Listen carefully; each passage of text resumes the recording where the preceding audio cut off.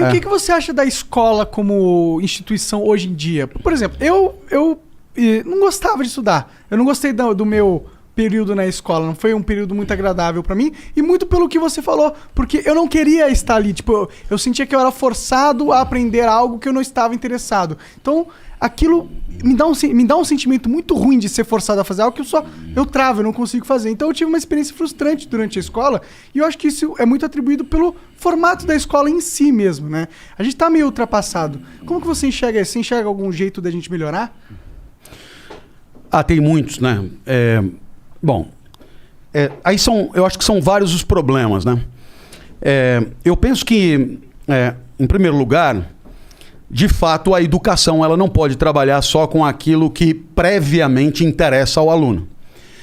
Por quê? Porque o aluno tem que, de certa forma, descobrir interesses no processo.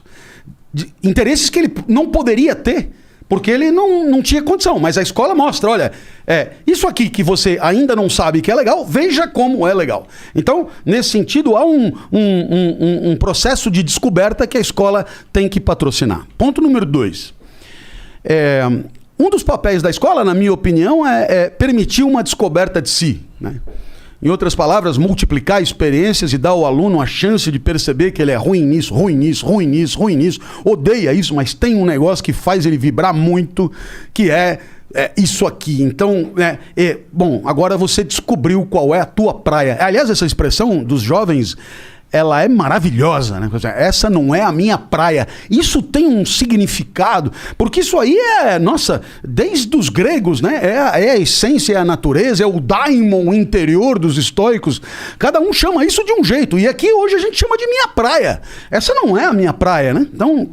Então, nem sempre o aluno sai da escola sabendo qual é a praia dele. Haja visto o número de tentativas de vestibular, que o cara começa uma faculdade, começa outra, sabe? Porque a escola ela foi omissa nessa tarefa.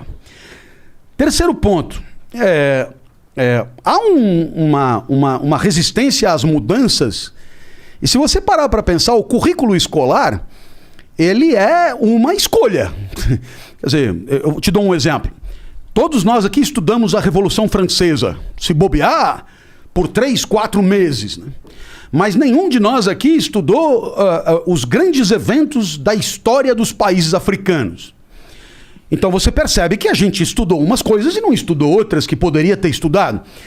Ora, então houve uma escolha. Essa escolha foi realizada por alguém. Esse alguém fez escolhas como todo mundo faz escolhas segundo os seus interesses.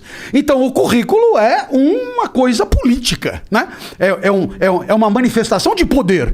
Alguém ali está exercendo um poder. E eu penso que isso deveria ficar mais claro para que o aluno tivesse pelo menos a oportunidade de levantar a mão e dizer, justifique o nosso programa. Justifique. Por que nós vamos estudar isso e não aquilo, né?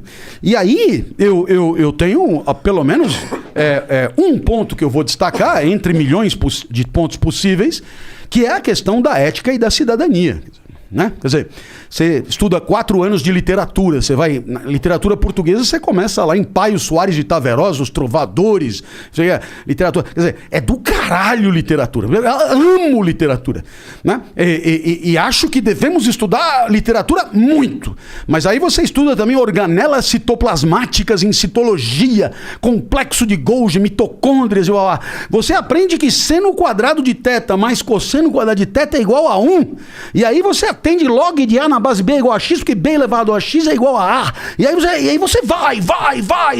E aí pergunta, escuta, e na hora de viver em sociedade, na hora de viver na cidade, na hora de interagir, o que são valores éticos? Né? Aí fudeu, não tem. A palavra ética hoje é a palavra mais repetida no espaço público. Me conta assim, da onde essa palavra veio, o que ela significava antes, o que ela significa agora, qual é a diferença entre ética e moral? A moral desapareceu, ela não existe mais? O que foi que aconteceu? Por que as pessoas falam que falta tanta ética na nossa sociedade? Será que nós não temos mesmo valores? Ou será que os valores que a gente tem não são os valores que a gente deveria ter? Né? Será que a ética pressupõe uma escolha entre um valor e outro? Será que existe alguma complexidade? Será que a ética é uma tabela pronta ou a gente discute o que deve respeitar?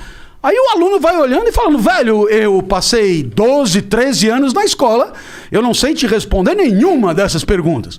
Bom, então aí eu devo entender o seguinte, que sobre as organelas citoplasmáticas, a gente ficou um semestre. Agora, sobre a convivência na sociedade, fica no improviso, né? Entende? No improviso? Quer dizer, se o professor X tomou a iniciativa de tratar do assunto, foi por conta dele. Mas não há eu diria, uma perspectiva sistemática, organizada, institucionalizada de ensino dessas questões, que são questões reconhecidas por todos como fundamentais. Quer dizer, pô, né? Porque o brasileiro é assim mesmo e tal, e ninguém olha. Bom, peraí, costuma-se dizer, né?